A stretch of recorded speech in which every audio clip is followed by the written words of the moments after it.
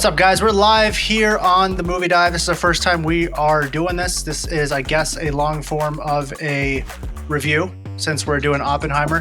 We have Matthew Gosling, as I told you, Ryan Gosling's long-lost British cousin, brother. Thanks, man. Welcome, Matthew. Sorry, I'll be looking to the side because that's where my screen's at. Video podcasts are never truly organic because you think you're making eye contact with someone, but really it's just it's never eye contact. Yes, precisely. So Matthew is living in Chicago as I am in Phoenix, Arizona. So Matthew, give him a little bit about your a quick synopsis of your cinema background and why. All right, you love we'll film. do. First of all, I'm not related to Ryan Gosling, sadly. We get that a lot. So really quick story. My mum, she was in an airport one time and someone was checking her passport and she's like, the gate agent was, "Oh my God, are you related to Ryan Gosling?" And she's like, "Yeah, he's a cousin, but we don't get on well." And this woman was just like devastated from there. So we try not to speak ill of his name. But born in London. Moved to Chicago in 2014. Ryan is Canadian, so there's the Commonwealth accent equivalent. So we could be related, but we're probably not, unfortunately. My background of cinema, man. I guess it all started with as a brother with an older brother who's 5 years older who could get like R-rated movies much quicker than I was able to as a kid. Sneaking into his room as like a 8-year-old and picking off this DVD from the shelf that said The Matrix.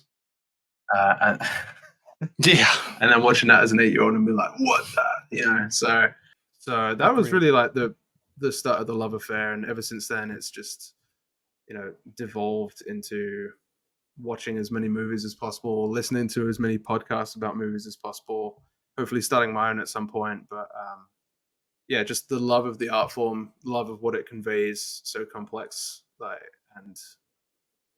it's very closely interwoven with Christopher Nolan. So I'm really excited to talk about him as a very formative director for me. Yeah, he's definitely like our generation's like big name director. Later in this video, we'll get into our top rankings of Christopher Nolan's films, dating back to Following. And so I guess, I've never even said it on my channel that, so when I was also, I guess Matrix came out when you were 8, I was 9, so we're similar in age. So my dad and my mom were going through a divorce back then. So it's like my dad always liked to go to the movies by himself. So then I feel like when he would take us on the weekends, he's like, "I'm going to the movies with them," because he was just obsessed with going to the movies. He's one of those guys, he doesn't care what's on. He just cares about eating popcorn and drinking Diet Coke. He's one of those in a dark, cold room, which I get. So he would always take us every weekend to the movies, and it didn't matter if the movie was rated R. He did not care. So I remember being 9 years old and I saw Gladiator like 10 times in the movie theater. But it was just like the coolest movie of all time. So I was 10 years old when I first saw The Exorcist. And the thing about The Exorcist, though, is I saw it the week after Scary Movie 2 came out. And so like when I saw it, I was like, this movie's a joke. Like, how do people think this is scary? Like, what? Because Scary Movie 2 ruined it. But yeah, anyway, that's a quick synopsis. Now we can jump into Oppenheimer. I did my short non-spoiler review. This video is going to have full of spoilers. I got Los Alamos behind me, the dream place we want to live, dream place you want to honeymoon. Specifically, if it was in the 1940s, great place to be. Lots of smart people. In Kyoto. I saw the movie. Kyoto. That's true. You do honeymoon in Kyoto because we're not gonna. Yeah, true. Because the government has a love affair with it. So I've seen this movie twice. The first time I saw it regular. Second, I saw it yesterday in 70mm IMAX, which was a huge difference. The first time I saw it, I've said in my review that I was like kind of, I guess, underwhelmed at times by it, maybe because I like thought of it in a different, light. And then I saw it in 70mm yesterday, kind of knowing what I was expecting of a government thriller type of movie. Definitely liked it a lot more, and have still my thoughts. My negative thoughts come from the last act of the movie from it turning into a courtroom movie rather than, I said in my review that there was issues, that there was stuff psychologically that they didn't dive into that I wish they would have dove more into. For example, there's that scene after the bomb explodes, which you would think was the climax of the movie, but it's not. There's still like 45 minutes left of the movie. After that, there's that scene where he's doing the speech, and you kind of have horror elements come into the movie where he starts having, those flashes and those views of what's happening around him. You hear people screaming, see a burn victim in front of him, steps on the burn victim on the floor, kind of like showing, the impact of what is happening with these atomic bombs. So that scene there, first of all, I was like, this is the movie I want.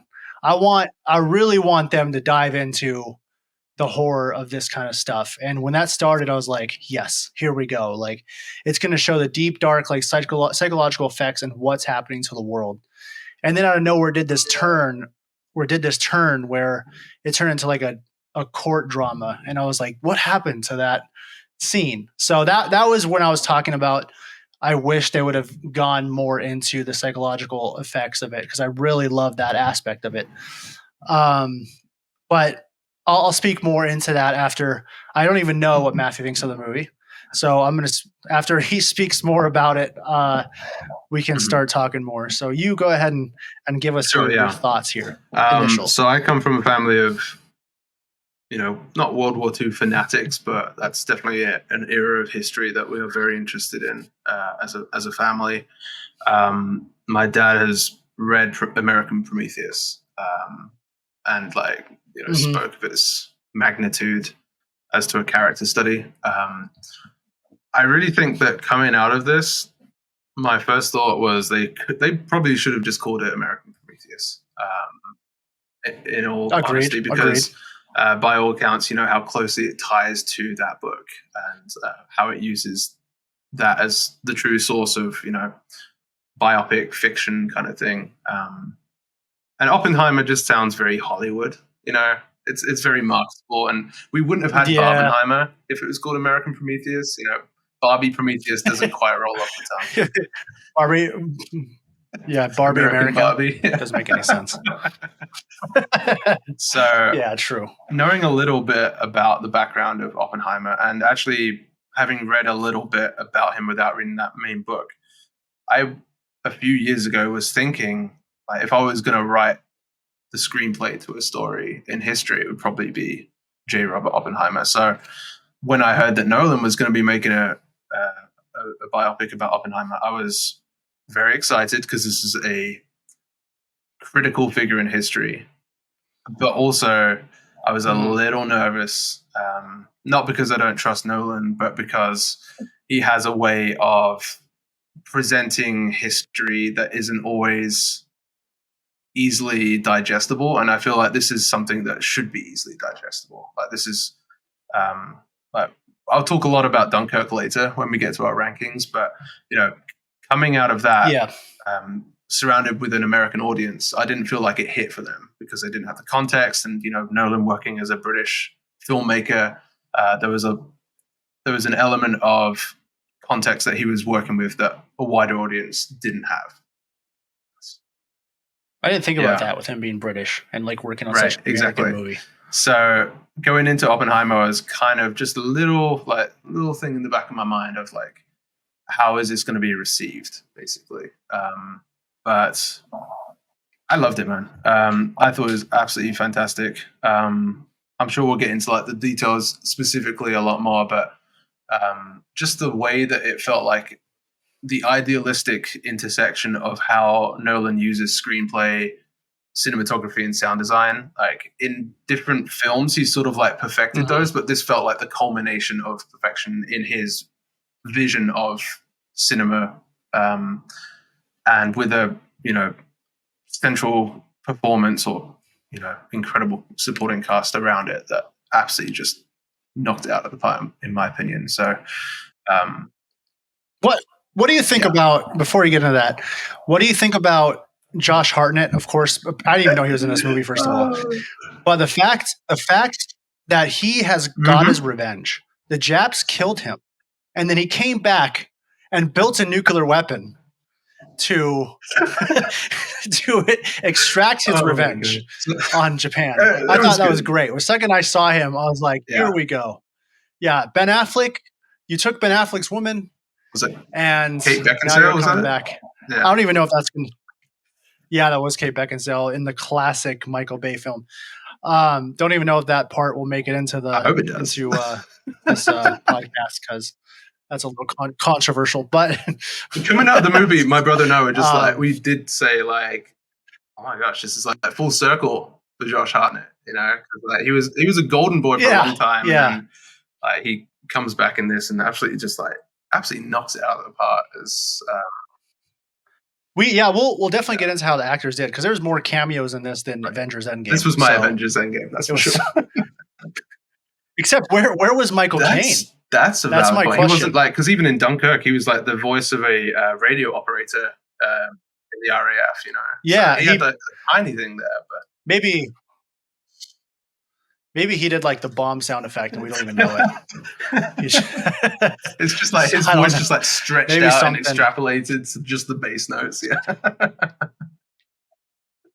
Yeah. So getting into what you were saying about the culmination of, I can't even say that word correctly, of all of his movies put together. That's something that stood out to me during the 70 millimeter IMAX screening is the sound, and the shots were so gorgeous looking. Like I was like, I could notice that in every single shot. I was like, he put so much detail into every shot, and the sound was great. Getting into the first act of the movie, which was, I guess, when you're starting to learn Oppenheimer, get to know him. What'd you think about that part? Like, how did you feel? Did it connect with you when you're kind of learning of him, starting to go to different schools and, you know, becoming a teacher and a scientist? I think the bit that really stuck with me was throughout that first section, he's just trying to work out who he is, you know, not just as a physicist, but as a person. So he's, you know, running around, he's not good in lab, all this kind of stuff. He's much more theoretical. But then we're getting these like interstitial moments where he's figuring out how to view the world. You know, he's into cubism. You know, he's looking at Picasso paintings. He's reading T.S. Eliot's The Wasteland. He's starting to understand the world through art. And I feel like, you know, especially with his methodical approach to theoretical physics, and we'll get into the second part of the movie a lot more, that sets up his worldview perfectly. You know, it sets up his anxiety in the face of chaos. You know, when he's thinking about, you know, stars and what happens when a star implodes and, you know, gravity pulling light in, all this kind of stuff. He's wrestling existentialism with how he wants to view the world. And that plays a huge part into, you know, how he actually goes on to design the atomic bomb, in a sense. Also, shouts to Cillian Murphy, because in this movie he like he credibly plays like 20 and 60, you know, and everything in between. Like, yes, what a beautiful man. Yes. Yeah.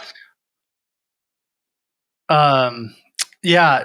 I was thinking that again when I was watching, because the first, I guess I knew it was a Nolan movie the first time I watched it, but the first time I watched it didn't really grasp me how much you have to turn your brain on as much as like the first time I watched it, I was like, this editing is so like interesting because there's so many like things popping up and I don't even know what they mean. So yesterday I knew a lot more like what it meant. Like it was showing you like the process in his brain, like when he can't sleep at night and all that kind of stuff.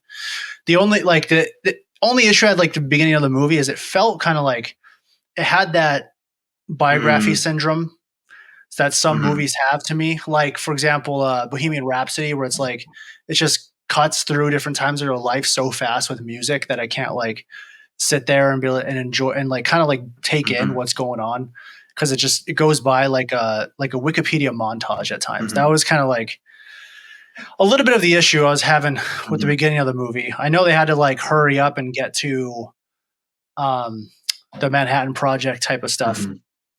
But again, it's like, I mean, that's like a creative decision. Like for me, it would have been, I would have kind of if it was me, this is, there's no way I would ever be Christopher Nolan. So whatever, I would have probably started the scene or started the movie more like when he's already a scientist and already about to start the Manhattan Project, kind of like showing what's going on in the world. And during the whole time that he's in Los Alamos, I would have had small cutbacks to when he was learning to do that instead of like starting it out. So I could just, because I wanted most of the movie, and that's again, it's what I wanted. It's not what other people wanted. I wanted most of the movie to be like about Los Alamos and building the bomb.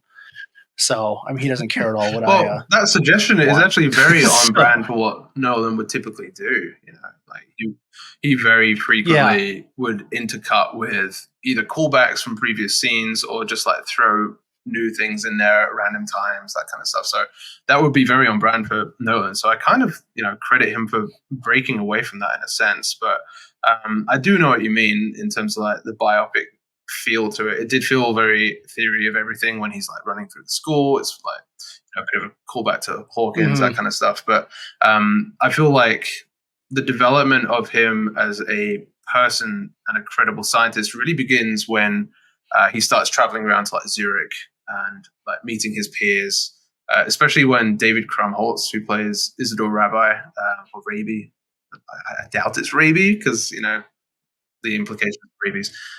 And he meets Walter White's dad at a point too. My brother and I did dig each other in the chest when they said Heisenberg.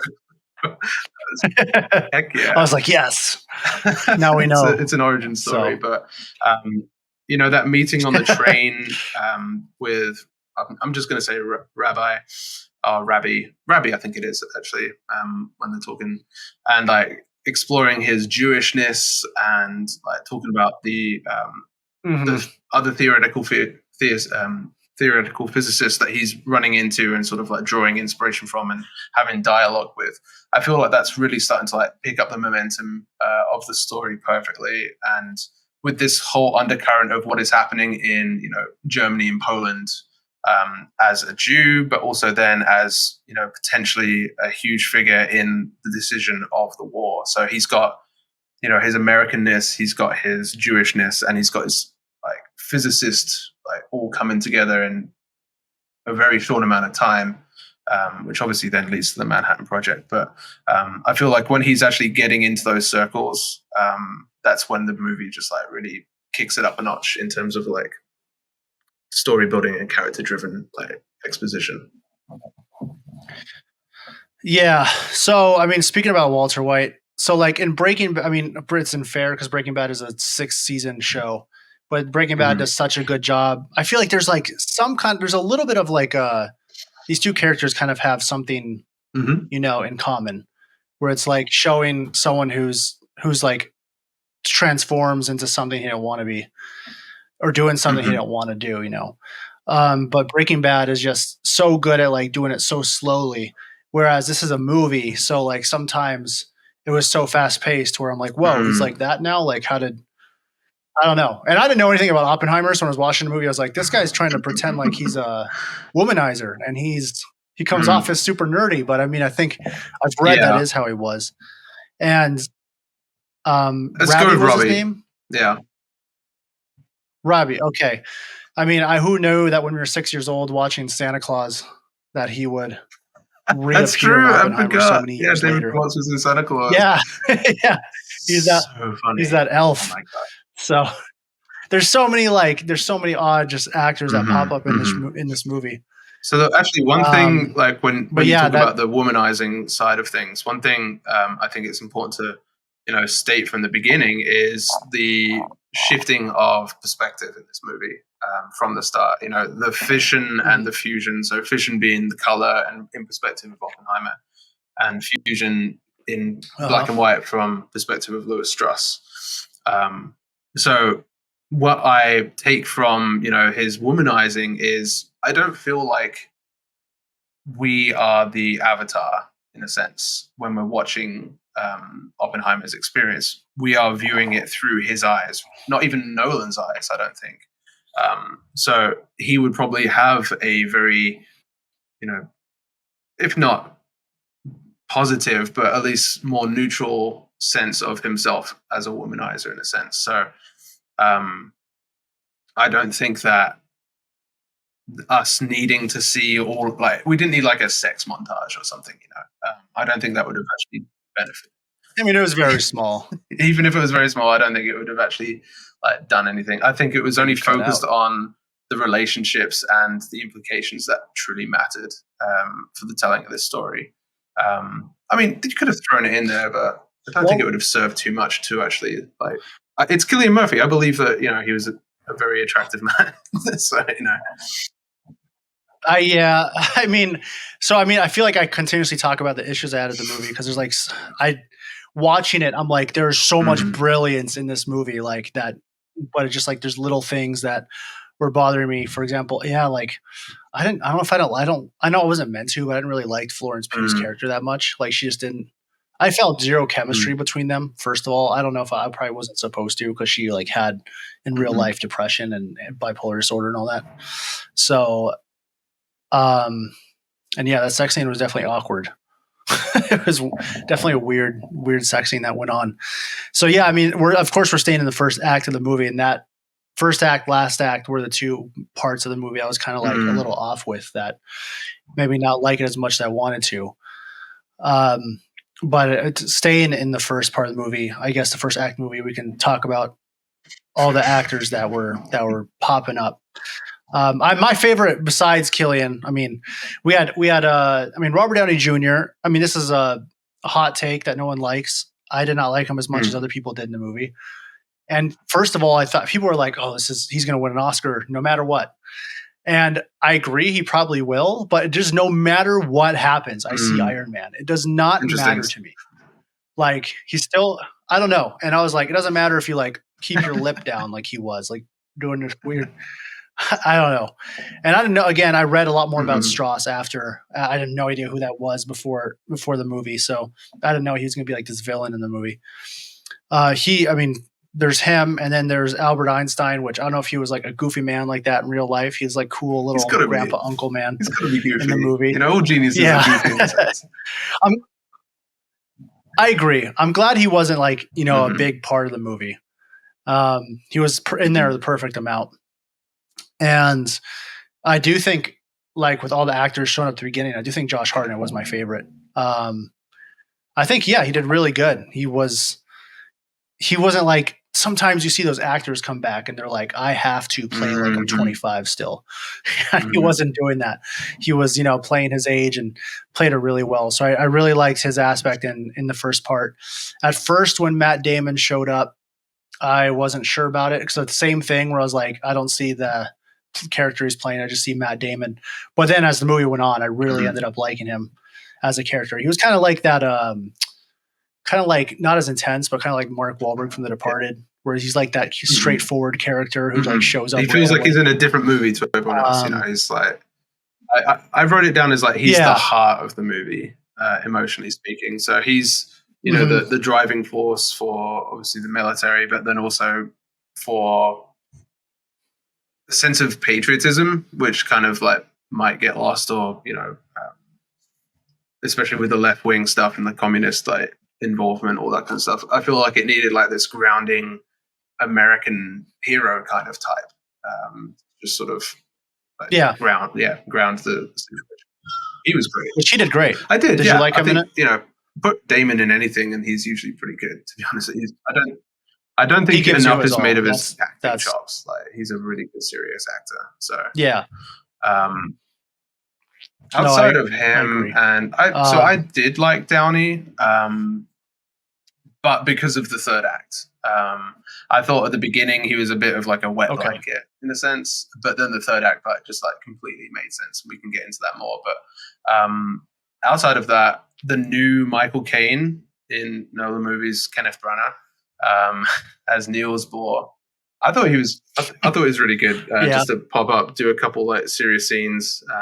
The funny bit with the apple, that was cool, but just sort of like acting as this guiding presence for Oppenheimer, and I'm just glad that he didn't have to do some very confusing accent like he had to in Tenet, where it just completely took you out of the movie. So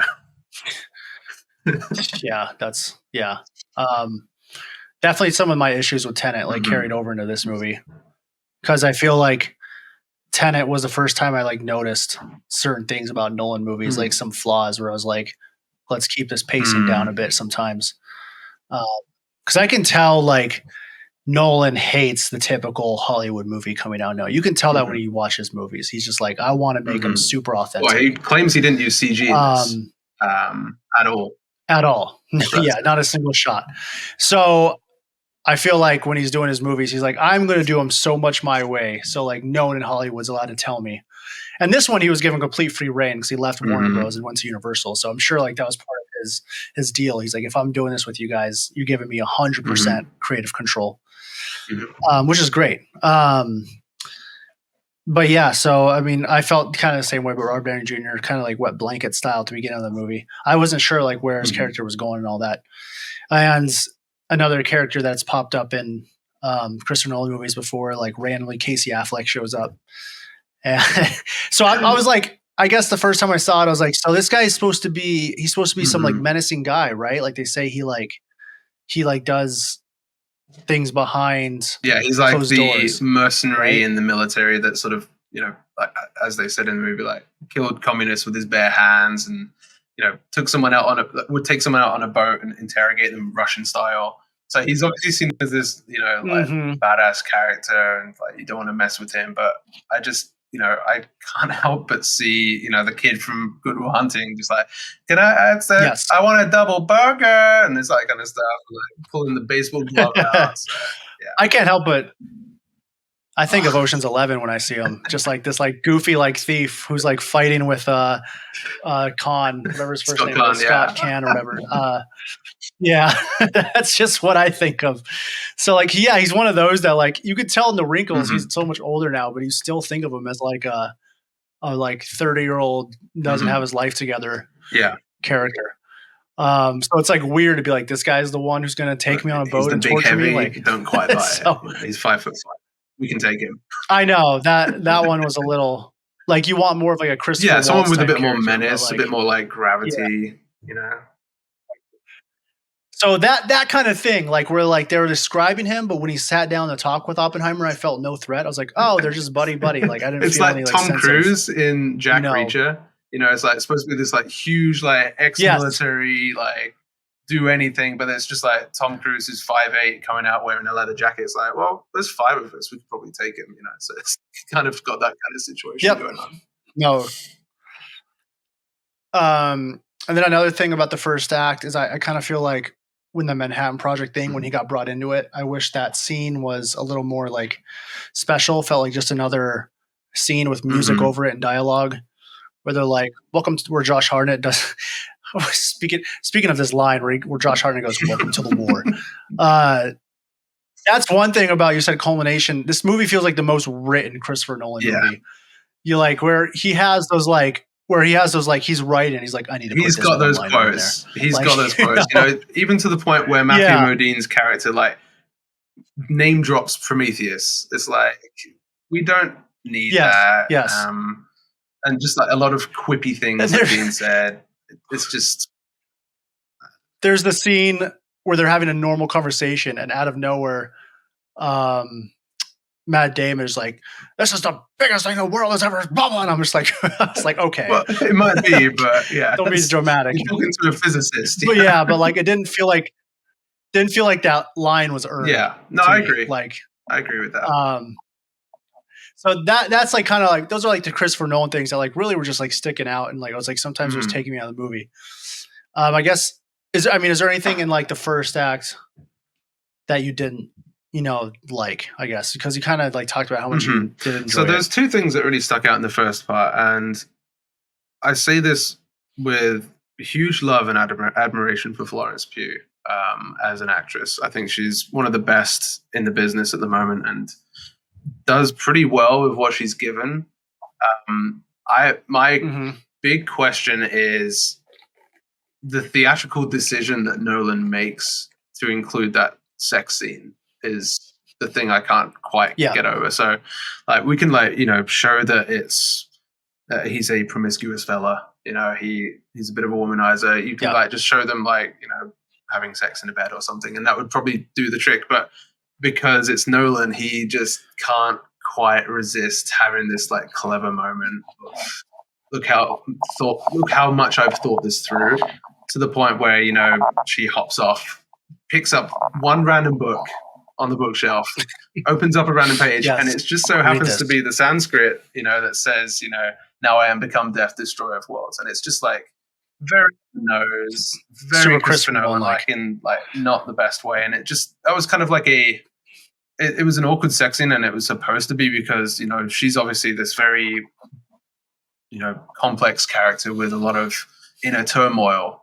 And, we see that throughout their, relationship, where she's like, don't bring me flowers, and why do you show up? And like, because I'll always answer this kind of stuff. So there's like complexity there, but I just don't think that was necessary for actual like story development.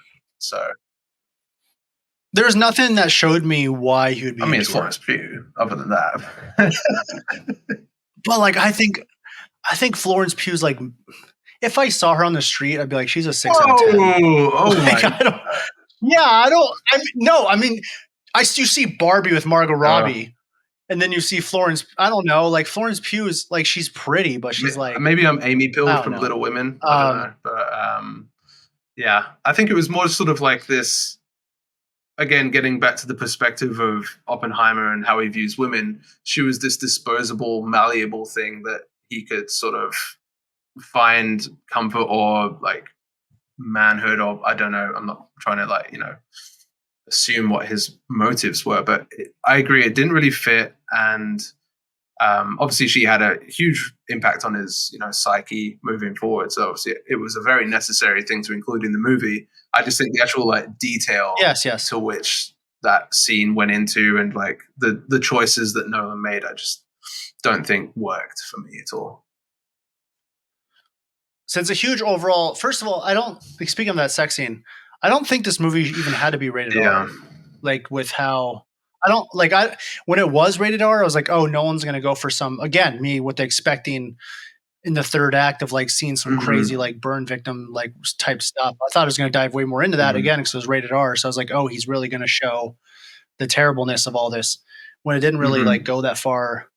Besides like the sex scene and maybe like 2 or 3 F-bombs, I don't really see if it was, needed to be rated R, which, I mean, I don't know. That's his choice. But yeah, I agree with the whole Florence Pugh stuff.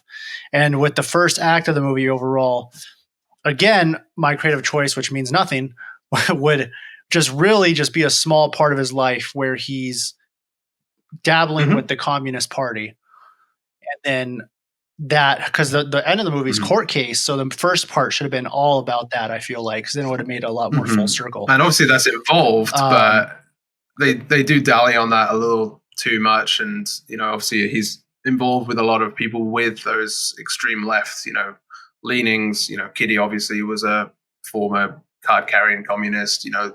His close friends and associates, obviously he starts the union at Berkeley. So they establish well, those left-leaning sensitivities to then actually have some sort of like payoff as to why they're having that hearing, if you could call it a hearing. But yeah, I just think there was certain things that they put attention into that they probably could have like skipped over a little bit more, and then other things, such as his development as a physicist, that they could have, put a little bit more time into as a result. Yeah. So I mean, I guess that's kind of like our look into the first act of the movie. I'm gonna do a little rant on the second act of the movie, which we can call the Manhattan Project Los Alamos part. To me, the second act of the movie, which I was fully into this, I was like, yes, let's go. Like every scene I was like down for, because of course that's part of history that interested me the most. I was like, these people just trying to beat Germany to a nuclear bomb, which later turned out, that ended and they did it to Japan. But that part where the race against the Nazis, I feel like has such high stakes that makes the movie. To me, the second act of the movie was like your favorite sports team, football, for example, going 17 and 0, winning every game in the Super Bowl till the Super Bowl, and in the Super Bowl, when the nuclear bomb testing happens, they lose. Like, to me, the nuclear bomb scene where they actually test it was underwhelming to me. so the countdown, I was like, everyone in the theater was so tense, especially in the IMAX. You're like, I'm going to feel this bomb on my face. And I feel like the editing choice of leaving out audio for that long, I just didn't like. When the bomb exploded, like there was silence. Well, I mean, for so that would long. actually like physiologically make sense given the distance they were. So, I can't remember what that phenomenon is where you see like light reflecting into your retina, shows you the image before you would hear the explosion. So I think that like plays into it. But there was another, very Nolan moment, and I know that he is, supposed to have said, "Now I am become death, the destroyer of worlds," after witnessing, the explosion. I'm not sure they needed to actually like insert that before we got like the whoosh back kind of moment from the explosion. That goes back to me talking about Nolan being like, I'm not making this like a Hollywood movie. It's like that scene to me put a little bit of Hollywood into it. like 2% of Michael Bayness would have been nice in that scene. Like I know he's like, I'm not doing any CGI or any of that, but like a little more, because like I actually think that atomic bomb wasn't in theory because of the drop height. So I know they probably created a bigger explosion. Yeah. So they probably made it look as real as it did in real life, but like for the movie's sake, I wish they made it a lot more terrifying. To me, it just looked like a typical Joker blowing up the hospital. I mean, bomb. you get the phosphorus like white light and all this kind of stuff, which I think did a really good trick. Cool. Also, shout out to Benny Safdie, slathering on like sun cream and then putting his welding goggles on. That was a really cool little bit. So I'm gonna push back on that. I think that having a sense of restraint was actually a good thing for Nolan there. I think that not giving it this big, like, because he's a big, large scale director. He's created the experience of traveling through a wormhole. He has like turned buildings on top of each other. He's played with physics before a lot in his movies. He's used to these large scale set pieces. He flipped the truck in like Dark Knight. That was an incredible set piece. Yeah. He is so used to these huge, momentous moments, but he chose to make it about Oppenheimer. Like he had this singular attention, like unswerving attention on Oppenheimer, rather than making it about the bomb. It was about his response to the bomb. And I can understand from a cinematic experience why it might have come across as a little underwhelming. Like, we'll probably get into this more in the third act about like his decision to not show, the bombings of Nagasaki and Hiroshima and like aftermath and that kind of stuff. That same kind of restraint, but his unswerving focus on the two perspectives of Oppenheimer and Struss. I think it worked well if you have that kind of like context in mind. If you're coming into it just thinking like, man, I just want to see the biggest dang explosion I've ever seen and like, have a heart attack watching it or something, which, to be fair, I almost did in the tension, because sound design wise, everyone knows what's happening in the movie theater. You sat in that seat, you know exactly how this movie, details aside, is going to end. You know that, they successfully build the atomic bomb. They successfully end the war, if you want to argue it that way, by bombing Japan. But there's still so much tension in those moments. And I just think it's just a really applause-worthy moment from Nolan to show restraint in so many times when he should have shown restraint in other movies and didn't. So, yeah. No, like I mean, like if it was me and him in a room, and I was like, I think we should show a bigger bomb, and he's explained it, and he explained to me, no, I'm not going to. I'd be like, no, I see your point. It's not like one of those things where I'd be like, you're ruining the movie, because they're like, especially in the IMAX, there's when they're counting down, or when they're about to start counting down, there's like this drone, or I guess flying in shot of the bomb tower when it's like pitch black and all like the lines of light start turning on. Yeah. It's the coolest thing. And it like starts showing, people getting ready, and then the guy with the sunscreen and all that. Then you have Jack Quaid in the car. In the car. That was so funny. who's going to turn out to be a better actor than his to be dad. fair, that's not difficult. That's for another podcast, I think. No, it's not difficult though. Well, his dad did make the Rookie baseball movie. But yeah, so I mean, that's which is Jack Quaid, I know, another actor that popped up out of nowhere, and yeah. But I was saying that was up to the bomb, and I thought that whole part of building it was awesome, and it is really intriguing as they talk about later on in the movie, all these people that he was bringing in, you know, to help him build this bomb a lot faster, which is also a stupid thing to do because you had spies coming in, which he was just, of course, he was like thinking in his head, like, there's no spies coming here. Yeah, thanks for making the spy British, by the way. I know it's historical facts, but give us a break. Not every in a movie needs to be British. There's probably more than one spy, wasn't there? No, there was definitely more than one spy. Yeah, I think it was more sort of like they had to make a like a narrative decision to funnel it into this one character, rather than just be like, yeah, there was this whole bunch of things. But yeah, that was interesting. And I thought that was really intriguing, especially the character who put sunscreen on his face. So he was, well, he's played by Benny Safdie, the director. He's kind of had a pretty good like acting turn at this point. But that was Teller, I believe. Okay. Yeah, especially him talking about building the hydrogen bomb. He's like, why don't we just do that? And they kind of go into like, it's way too big.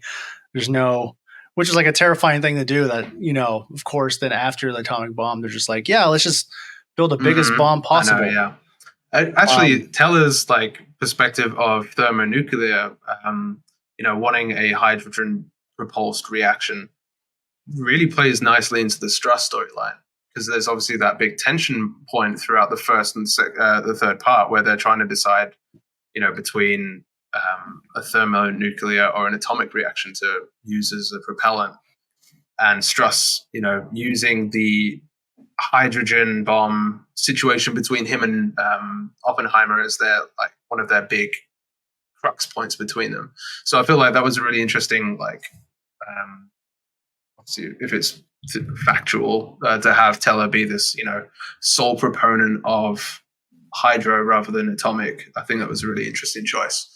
But you know, he obviously turns on him in the hearings, and you know, sort of the two perspectives being labeled fission and fusion, like really plays well between like the power dynamics like that are being shuffled, not just like in a political sense, but then also in a like a physical sense, the deliberations over the bomb and that kind of stuff. Yeah, no, I mean, yeah, no, that makes sense. And because I really I thought he had a cool like character story there. Is that his real accent? That's a good question. Where is Benny Safdie from? Because at points it sounded a little fake to me, but I wasn't sure. Says he's born in New York, but I also like. Okay, so it's definitely probably. It was supposed to be Hungarian, so I haven't spent I've spent a little bit of time in Hungary, but I can't remember what the dialect sounds like. So. Yeah. But yeah, the second act of the movie, definitely my favorite. How did you part. feel about the immediate aftermath of the successful test? Like, do you feel like that landed well?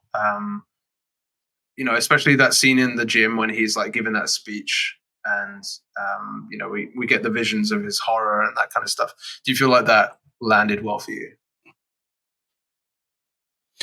Again, that was probably my favorite scene of the movie, is because when you were saying, because you were talking about how Christopher Nolan decided not to show the actual bombing, which I'm very glad he didn't, because I'm like, that's just distasteful in my opinion, with that many innocent people dying, because it's such a like real feeling movie, like showing actual Tokyo getting blown, or not Tokyo, Nagasaki and stuff getting blown up is like, you know, would be terrible. The way they did that, where it's like comes over there, because they're doing Oppenheimer's perspective, so he didn't know anything about. He wanted to know. He's like, am I going to be part of this? Like, am I going to be part of decision making on where it's going to blow up? And then he just hears on the radio, kind of feeling left out.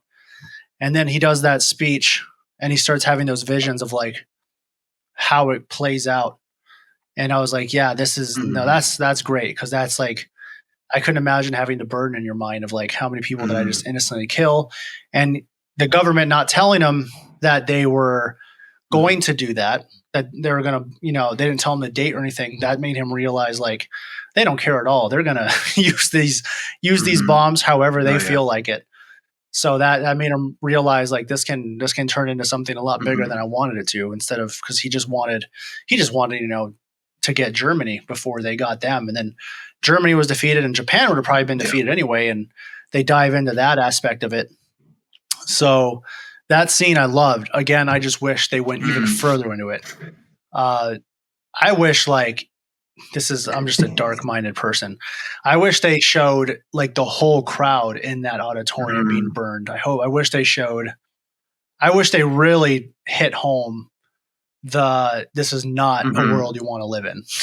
This is not, I wanted them to like show what happened in Japan on American soil, and if it would have happened the other way around, because then it would have really burned into our minds like, yeah, this is not good. So I was that's what I mean, was I was expecting the movie to kind of go that direction, and it didn't. Yeah. So what were your thoughts on that? I think I agree. I think obviously having that one image of the woman's like skin like peeling and that kind of stuff was like effective, and felt more PG-13 than R. So maybe, Nolan would have like lent into it more if he knew, a year ago that it was going to be R-rated or whatever.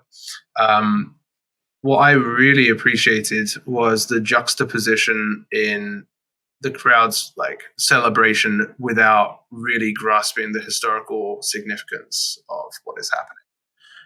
And even like, Oppenheimer immediately after, when he returns to base camp and stuff, and there's this image of him being hoisted on people's shoulders, and the American flag is like waving. By the way, the historically inaccurate American flag, because there wasn't 50 states on the flag until like the 50s or something. Yeah, I didn't even notice that in the movie. It was a full. Come on, Nolan. That's British people. Actually, we'll give him the British pass for that one. He should have just put the 13 colonies on there. Betsy Ross flag. Perfect. Put King George. Just had him wander in and just sing "You'll Be Back" or something. Perfect. But then when he's in the auditorium, and again talking about the sound design, how the stomping of the feet and like that ramping up of tension as a sound mechanism has been used up until this point, and then we see it in its context, and all of a sudden he is facing these people and he's saying stuff like I'm sure glad we dropped it, or something along those lines, and I bet Japan didn't, that kind of stuff. And he's sort of like in autopilot because he's in front of a baying crowd that they have this short-sightedness of the historical moment, but he's starting to understand just what he's done, like slowly. So I think rather than just having this immediate like blackout after, this is a man on a mission movie. This is a ticking time bomb, man on a mission movie. They had to finish the Trinity test by a certain time so that they could tell Roosevelt and Truman that they have the ability to, end the war, if you want to put it that way. And then not having him just sort of like wander out this bunker white as a sheet. There is there's a moral complexity in that moment where he's celebrating, and then it's starting to sink in just what he's actually accomplished, which I think was perfect for that scene. Yeah, that's definitely, I loved how that scene played out. And it's like, even today, like you see all the political talks and speeches, it's always the same. I mean, people just don't know what's truly going on. But again, I wish they were showing all those people, so when he made it, you don't think he knew it was going to be rated R, or he would have leaned into it more? He had, if he was showing but Titanic's got, nudity and stuff, and that was PG-13. Yeah, I thought if they showed, and you get one F word, maybe. So maybe he did have an inkling, but like he's pretty chaste, as a movie writer and a director. So it's not like him to just like show a ton of. He's not going to do what Damien Chazelle did in Babylon, for example, where there's just like orgies happening, that kind of stuff. No. He's not going to like lean into like a hard kind of approach, but. I agree. He's not that Yeah. type of Yeah. guy. But I think that if he, Um, I wouldn't have like, you know, put it against him to actually like lean into and show something a bit more like graphic horror, like even like taking things like The Shining. Like Kubrick is a huge influence on Nolan in terms of direction. The Shining's yeah, one of my favorite movies of all time. I think it's your favorite movie of all time, or something along those lines. favorite horror movie of all time. But you know, Easily, like I nothing's agree with close. that, actually. What Kubrick does in The Shining with like very quick flashing images of horror, and then it reverts back to normal. I feel like maybe if he wanted to have a stylistic, you know, depiction of the physical horror and what he's imagining, that could have been an effective thing rather than just like, you know, phosphorus and screaming. I still think it was effective, but maybe he could have like let into it a bit more. The one that was effective for me is when the crowd got quiet and immediately you hear this one scream. Like that one was the one that was like, oh, that's a scary. Terrifying. Yeah, for sure. That was the one that got me. Like reverberating. So, the face like, burning was like, and like, that's really clever. Yeah. So if they like, even, I mean, I feel like the best scene that shows a nuclear bomb is probably Terminator 2. You know, when she's like at the, when she's at the park with her kids. I mean, that is terrifying. Every time I see that movie into this day, I'm like, that is. I think that really was another like, she's just 8-year-old Matthew Big Brother's DVD shelf pick moment for me as well. Yeah. Yep, me as well. Yeah. So, and then, you watch that scene as an adult, you're like, that is like she's just on the fence, just cooking. That's that scene always got me. That's like a nuclear bomb scene. So if it showed a little more, I mean, you're right though. Like he's not the type to like go deep into violent showings like that. And I'm guessing the person when he walks outside, he was walking through the hallway, and the kind of the lighting on the windows, I wasn't sure if it like kind of was mimicking like if everything's on fire outside. I feel like a little bit it was, but I was like, if they really like showed that as if he's visualizing everything outside of that room is on fire, would have been really cool. And then he walks outside and that guy's throwing up. I don't know if that's supposed to show like radiation. Maybe. I didn't think of that. That's really interesting. Or if that's just someone who's drunk. But yeah. The dichotomy of man, is it radiation or is it drunk? Same symptoms. And like, I mean, another one that shows like the horrors of that is Chernobyl, the miniseries, which I mean, that's one that just like, you got to watch only. I mean, I've watched it twice, but it's like one of those, like after you watch it, you're like, I need to watch like that's a Disney movie. Very heavy, but I agree. It's kind of similar in a sense to 1917, where it shows like the decay of war without actually showing the actual actions in a sense. Like Chernobyl did that well, and I think Oppenheimer is kind of doing a similar thing where it's showing like psychological decay without actually, showing the full regality of war. Yeah. And then, so I guess we'll move on to the third act. I mean, you already know that's the part I guess I like the least because it turned into like a courtroom drama. And then they tried to add like a prestige twist at the end, which I was like, I was like, cool, Strauss is now in trouble. I don't know. Cool. I turned it on him. Like, I don't care. I don't care about this guy.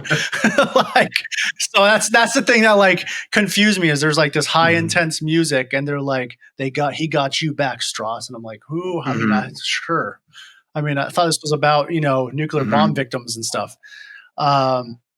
And there's that. We'll get into the next part next. So that scene, the whole stuff where you have Bohemian Rhapsody out of nowhere coming out, who's been mistreated every time he appears in front of Oppenheimer. Oppenheimer like pushes him out of the way every time he makes an appearance, and suddenly he's like, "I'm here to save the day." So I mean, there probably is like a historical fact behind this guy that I should have known. So because he comes out and just like buries Strauss. And also, who was that actor that was in the room with Strauss? Where Ehrenreich? Alden Ehrenreich? Yeah. Yeah. Yeah, so I thought it was like his lawyer on his side or something. Then at the end, it seems like So he he's was not on his side, a and he walked. Senate assistant, I guess, or something. Because he's like, this is his confirmation hearing, basically, to like become the Senate or something. So he's a aide that is sent to sort of play the two sides of, we're investigating, but we're also like, on your side in a sense. So I've got big problems with that character personally. I think Yeah, I that agree. there was a very cop out kind of. He's basically the audience avatar, where he's not actually having any. He's just Mhm. asking expositional questions, and there's a lot of expositional dialogue. Yes, And I feel like like though, like I got to write in these one-liners and it's for him. just a pretty face that manages to do it. But whether there was someone like that in the room with Struss as this hearing is going on and deliberations are happening, I'm not entirely sure. But I just felt like he was a plot device for answering a lot of questions to fill in gaps, which I didn't think Yeah, was effective and also not very congruent with the kind of story that Nolan was trying to tell. Um, yeah, I still think the third act works really well from a narrative point of view with the entire movie in context, but I feel like there could have been a different way to actually like answer those questions, especially with like the heel turn of Struss. When it's revealed that he's getting information and feeding information to the writer at time, and he's been sitting in the meetings with Dane DeHaan, who we haven't actually mentioned at this point, who is absolutely amazing and kind of looked like the bad guy from Raiders mhm. of the Lost Ark who gets his face melted, Yeah, which I was yeah. like when I He did. He did. it took me out of the movie for a second because I love Dane DeHaan as an actor, especially like in Place Beyond the Pines.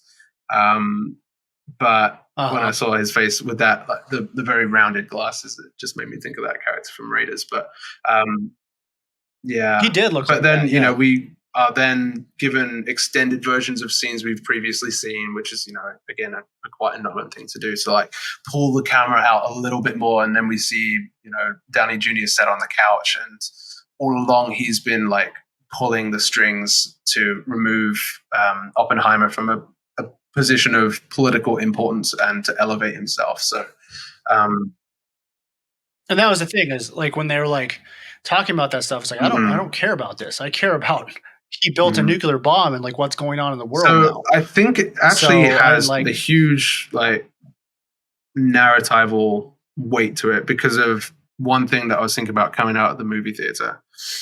There's a line, I think it's, yeah, correct me if I'm wrong, Damon's character who says it to Oppenheimer when he's like, there are self important people and there are important people, and you are actually important. I feel like, in the same sense of like the fission fusion, the black and the white, and the color perspectives, there's also this other point of the movie, which is importance, which is Oppenheimer, and self importance, which is Struss, and these kind of like warring ideas of who am I to history, in a sense. And well, the final scene at the pond with Einstein, I think, is a narratival like invention. I think it happened with another scientist. It wasn't necessarily Einstein, but all throughout the movie, we've had two things that have been wedges between Struss and Oppenheimer. It was the hearing on isotopes when Oppenheimer just like destroyed him. He's like, my sandwich is more important to isotopes than whatever, and he's just like taking Struss to the woodshed in that scene. But then also when he's at Princeton and he walks past Einstein, and Einstein like completely ignores him, and all this time Struss has just assumed that they've talked about him, and Einstein's like been like the well has been poisoned, you know.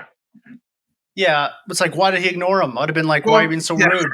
Like Einstein is it's I was like, why Einstein is just like happy go lucky guy in the movie, and then suddenly he's just like depressed walking by just because Oppenheimer did this one liner where he's like, well, he yeah. already did.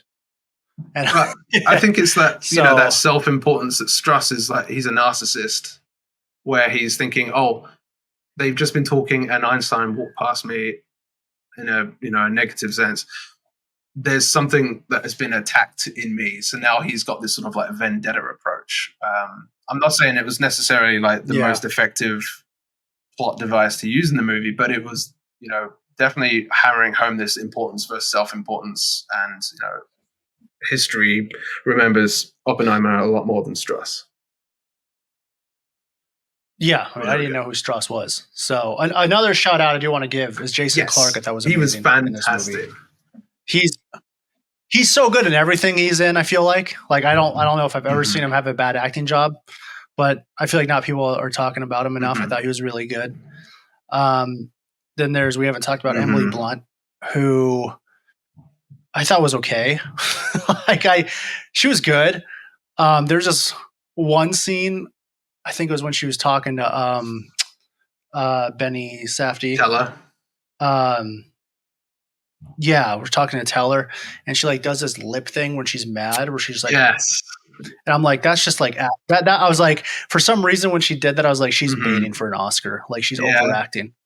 So that was just she like wasn't a little really thing. It was similar to Florence Pugh. She wasn't really given much to do, and you can either call this Nolan's problem with women, or just Oppenheimer's view of his wife.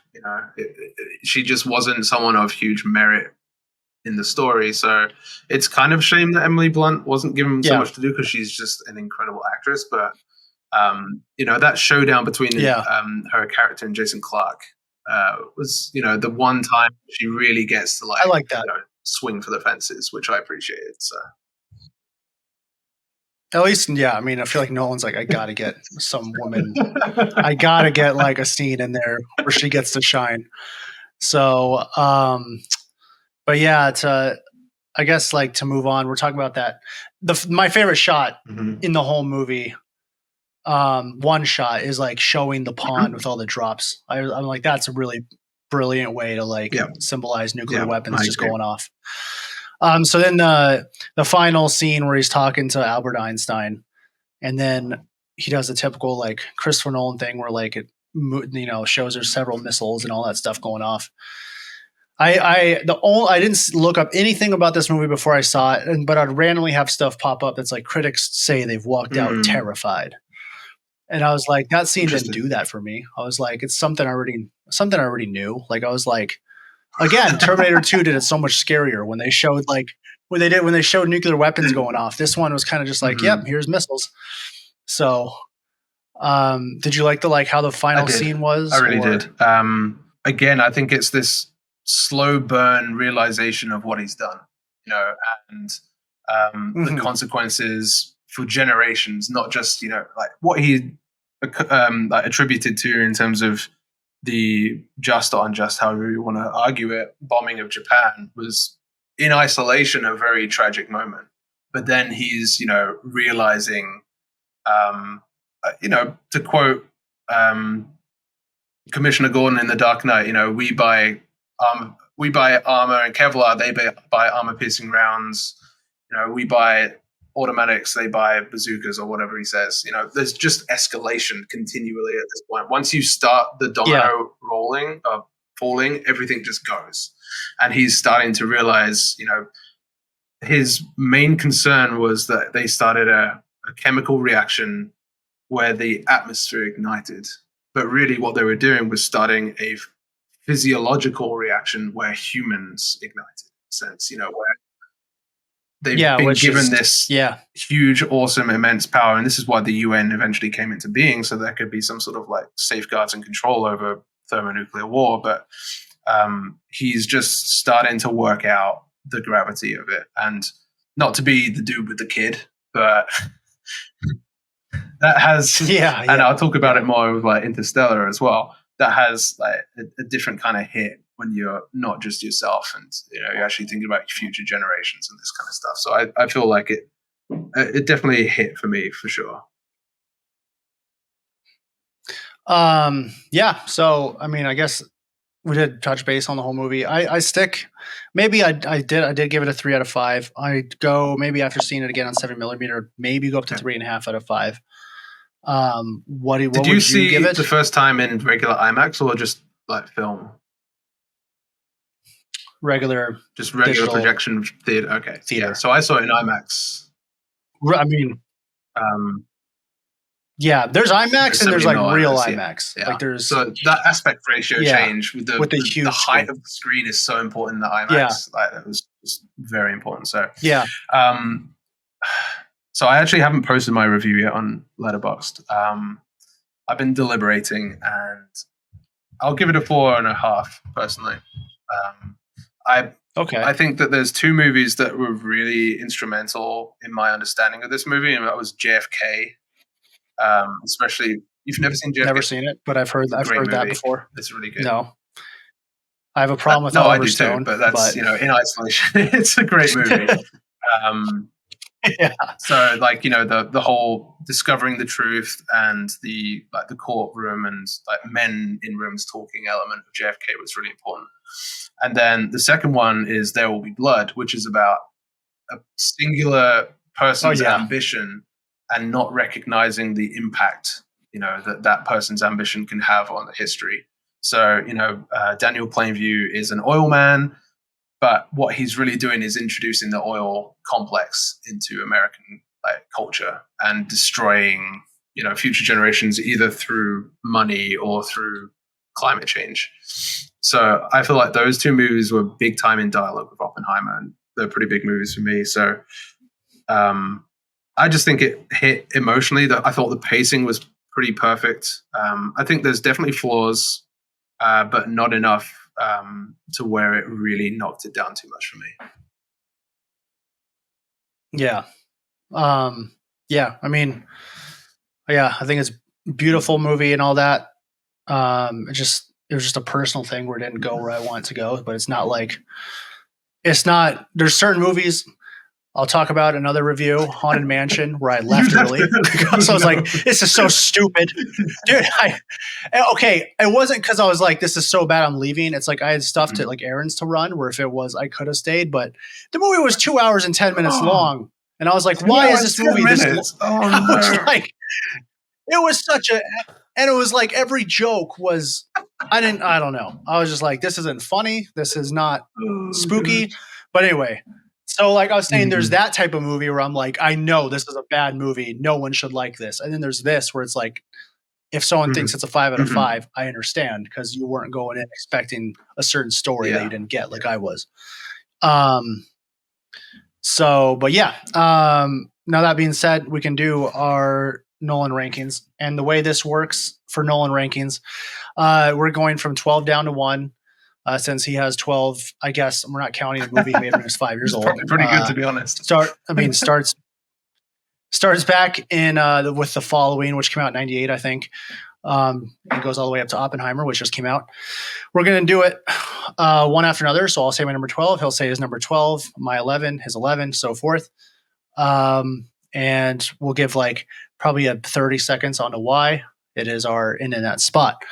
So I guess I can start with my number 12, as we said, Following. Why? Because it's, whatever. I just saw it, the other day. It's a quick movie to watch. I mean, I guess it's cool that he just kind of made it with his friends on the weekends while he was working. But you can just tell if it was almost any other director, this movie wouldn't see the light of day. So, I mean, that's the only reason I feel like you have a chance to even see this movie. But yeah, I don't know. Don't have much to say about that besides, that movie doesn't just do much for me, but it's like good for him for making it. And yeah, so what is your number 12? My number 12 is also Following. I actually really enjoyed it. So I gave it 3.5 stars. Because I feel like it was just a really good entry for Nolan to like really delve into pop psychology that he addresses in most of his movies. Voyeurism, which obviously this guy's just following the strangers around, and Nolan loves just like peeking into like slice of life kind of stuff. That's very big in his movies. And then also just like moral complexity and how that like devolves throughout the plot. So I feel like this is a really good like testing ground for Nolan to like find a tone. And also I just love that it's a crisp 70 minutes or whatever it is. That's pretty enjoyable just like throw on. Yeah, it's nice and quick. You probably have budget for more than that. So yeah, Following's 12, but it's not a slight in my opinion. No, none of these movies No, I would that's consider bad. agreed. Like, yeah, it's not like Michael Bay who has Transformers 3, 4, 5, 6, and 7. So, none of these are bad. So, yeah. So coming in, I'm going to wait for Matthew to unfreeze himself, which I think he's slowly doing. Am I good? Okay, cool. There you go. You're good. You're good. So coming in at number 11, I have Tenet. I mean, yeah, I saw the first time I saw this movie, I don't think I knew at all what was going on. The second it started, second ended, it turned out to be like a James Bond style movie, but with like a Nolan twist on it. I thought David Washington's acting was very bland in it, and I think he's such a good actor, but in that movie it was just very like didn't do anything for me. The music, the editing was ridiculous. the music was super loud. I mean, you couldn't understand anything. And then I had random, like most people agreed with me. I felt like after I saw it, I was like, yeah, it didn't, action was super cool. Like there was that. And then it had like, some coming back to the beginning, start type moments, which were cool. And I had a few friends be like, oh, I actually really liked it. So I saw it again and I still just didn't do anything for me. So that's my number 11. Number 11 is Tenet. Great. So coming out of Oppenheimer, this is the movie I was thinking about the most because this is the exact inverse of Oppenheimer. It's all bombast. It's all set pieces. It's not thinking about, a cohesive plot. It's not thinking about character development. It's more concerned about how you feel when watching the movie. And that's, perfectly summed up in one of those classic Nolan lines, don't think, just feel. That was perfect for summing up Tenet. It was, pretty well made, obviously. Very well directed in a sense of, Nolan chasing a car, doesn't know what to do with it when he catches it, but he, getting to the car is pretty entertaining. I definitely understood it after the first time. I just don't think it worked, and I don't think it was trying to say anything big, which, when we get to like the top, 3 Nolan movies, they're usually saying something big. And I just think that this was just a missed opportunity for a pretty cool like genre flick. Yeah, no, I agree. And they didn't like promote it. That was the savior of COVID and that kind of stuff. Like, getting people back into cinemas. And I don't think COVID like impacted production much, but I just don't think it was quite what he was thinking it was going to turn out to be. No, agreed. Coming at number 10 for me, Dark Knight Rises, the third part in the Batman trilogy. This is the movie that I feel like just aged the worst. Maybe this or the next one I have on the list. Still a movie that I really like. Like I can watch all 3 Batmans in a row and have no issue. This one is just out of those Batmans feels very cartoony at times. And you can definitely see like a lot of like cut corners in this one with storytelling. As everyone talks about, how did he get from out of that hole all the way back home so fast? There's like, you can just be like, oh, it's Batman. He just did it. And then when you rewatch the movie, you kind of like, you just realize certain things,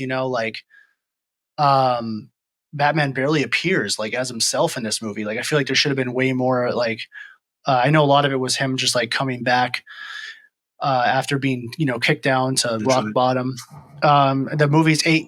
Don't get me wrong. They had a completely different story before Heath Ledger died. I know it was supposed to be something completely different. Bane is great and all, but and it's also like impossible like after the Joker, like to play that role. And in the movie Dark Knight Rises, it's 8 years after the events of the Dark Knight. I think they should have just gone with 4. I feel like 8 was a bit much. So when I watch it, I'm like, yeah, I don't know. There's there's little holes in it. I mean, besides that, it's a really cool movie. Besides, and then there's that stupid twist with the girl. Oh, Marion Cotillard's character, yeah. And there's that scene where she dies at the end, where she just like slumps. Like, yeah. So there's like little things that it just has not aged that well. So that's why I put that at number 10. So yeah, go ahead. My number 10 is actually Insomnia. And again, okay. I feel bad because there's so many other directors where you like say the number 10 movie and it's like pretty bad. This is a good movie. It's a really good movie. Yeah. I think that Pacino especially is excellent in it, and I love when Robin, sorry, not Robert.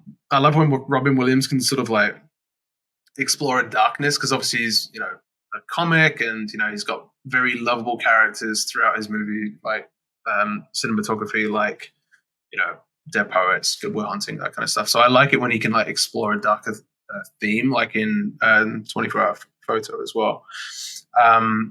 I just think that, well, this wasn't written by Nolan, which I think was a mistake. No. Especially coming off Memento. I think if they just like given him the reins, like work on it rather than just direct it, I think it would have been a much better movie. But I think this sets up a lot of the dialogue that he has with Heat, especially Pacino's character in Heat. So I think it was a very formative moment for him to like. It almost acted like a sequel to Heat. You know, it could have very easily been Pacino's character, like, you know, struggles to get on with life in LA, so he moves to Alaska and all this kind of stuff. So, you know, it could possibly be that. But yeah, I just think that the reins were taken out of his hands when they should have been put in. So he manages to do well with what there is. And, you know, there's two very good central performances, but I just think it could have been more. Yeah. That makes sense. Well, then, yeah, number 9. My number 9 is The Prestige. In my opinion, his most overrated movie. I mean, this came out when, at the same time, The Illusionist came out. I remember when I saw this in theaters when it came out, and I didn't know who Christopher Nolan was. To me, I was just going to see another movie. I know this was right after Batman Begins, or like a year or two after Batman Begins came out. So he had, you know, Christian Bale and Michael Caine in it and all that. I guess the biggest issue I have with this movie is the twist at the end does not do it for me, because, and a lot of people love that twist, but the twist is like very sci-fi to me. Like, and I didn't, during the whole movie, I didn't have that feeling of this is a not in this world movie. So when that twist happens at the end, I'm kind of like, yeah, it turned into something more like magic, real magic, which I wasn't expecting. And then Christian Bale and Hugh Jackman were just kind of unlikable characters to me, even though they were really good at acting in the movie. So that is my number 9. Yeah. If you want to do yours. I'm not going to get to Prestige for a while. Just spoiler.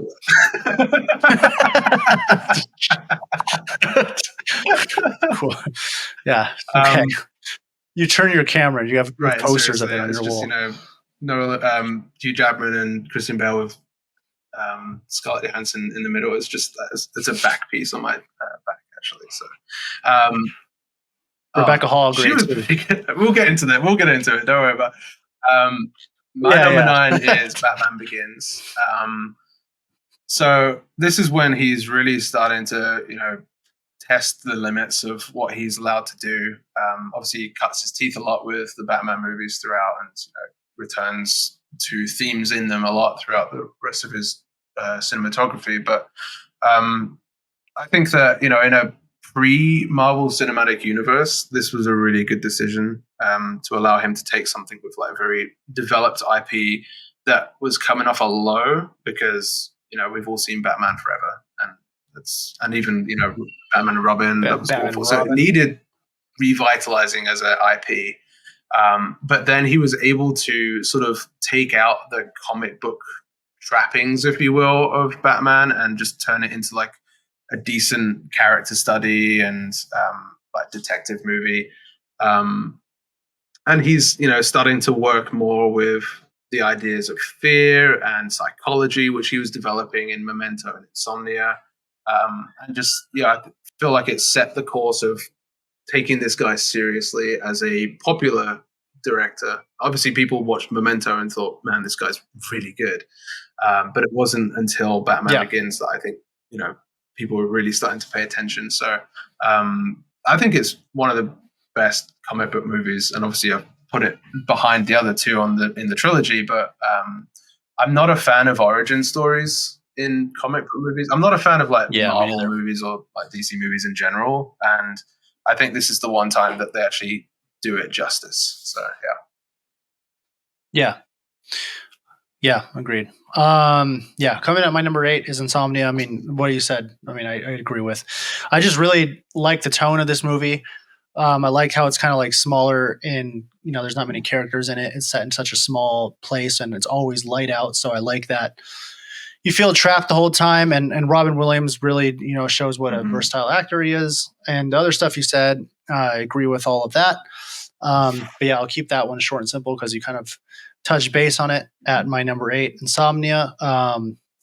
Only reason it's, I guess, a little above the other ones is it's just a good thriller to watch. You can tell that Nolan didn't write it. I do feel like, after Memento, they were like, oh, we want to see what you can do for a studio, like more, before we give you something else big. So, and he did well with it. So, but yeah, that's my number 8. What's yours? So my number 8 is Dark Knight Rises. I should hate this movie. I should hate it. I should hate it because there's so many. Like, if you pull one yarn, the whole sweater just unravels. It's just like, don't look into it too much, otherwise everything falls apart. Yes. The dialogue is very corny at times, and I agree with what you were saying. It's his most like comic kind of movie. What do you mean? He's a war hero. Yeah. This is peacetime,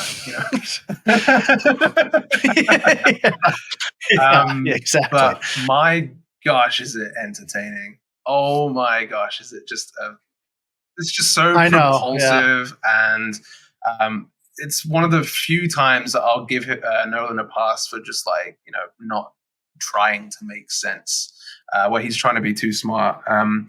I really think that the emotional payoff at the end with Commissioner Gordon and Bruce Wayne, when he's saying like, hope can be the smallest thing, such as like putting a coat around a young boy's shoulders and telling him that he's like, the world isn't falling apart and that kind of stuff. And that, realization moment of who Bruce Wayne, like who Batman is and like the Bruce Wayne of it all.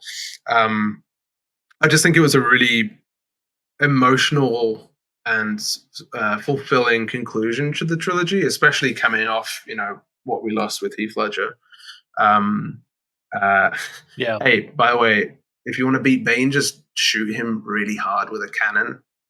Like don't even try to all these machinations going on and all this plot of sending every single police officer into the sewers to find him. Like I could just keep going with all of the problems. I know there is little. I agree with what you're saying, and the opening scene is so cool with the plane and how it's filmed. I saw that in IMAX. I remember. But then again, there's also the one-liners in the opening scene as I think it's actually when Nolan is like starting to lean into the source material a little more in terms of like its tone, and I'm okay with that. I think there's some really good central performances. I just think that the entertainment value of it is just like what really sets it apart for me. I do not want to understand why he tried to put all of those plot points in there and all like the plot devices and everything.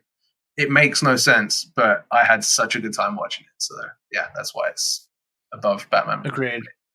To piggyback off that, I feel like he asked an American, like, "Oh, what's your guys' number one sport?" And they're like, "Football." And he's like, "Oh, what's your team?" And they're like, "The Steelers." He's like, "Put him in the movie." Ben Roethlisberger was great in IMAX. That scene to me is just like weird to me, especially because Hines Ward is returning a kickoff, and he was the slowest player in the NFL at that time. So I was just like, this guy. That took me. I remember that took me out of the movie. I was like, this guy would never. He's like 38. He would never be returning kickoffs. He's like about to retire. But anyway, there's and George Gordon-Levitt, the whole that was very. Kind of forced, we had a similar moment with Oppenheimer where he's like, "Oh, that young senator's name was JFK." It was kind of another like Robin name drop moment, but like, logically doesn't make sense, but was very emotionally fulfilling. Agreed. Are we on number 7? We are on number 7. Number 7, Oppenheimer for me. We talked about that for a whole hour, so. That's where I put it. I did think I had it at 8 or 9 before I saw it again yesterday. But then, it's the way it looks and everything will at least have me watch it a few more times in my life. Who knows? Like in 10 years, I might go back because there's movies on this list that would have been way lower a few years ago, and they're rewatchability is amazing, and they've aged really well, so they're way higher. So who knows? Maybe in a few years it will. It's only been a few days since it came out. So yeah, it's my number 7, Oppenheimer. We've talked about it enough. So what's yours? Don't hate me. It's Inception. Oh, I don't. Yeah. I told my brother this, and he about had a heart attack because he loves Inception.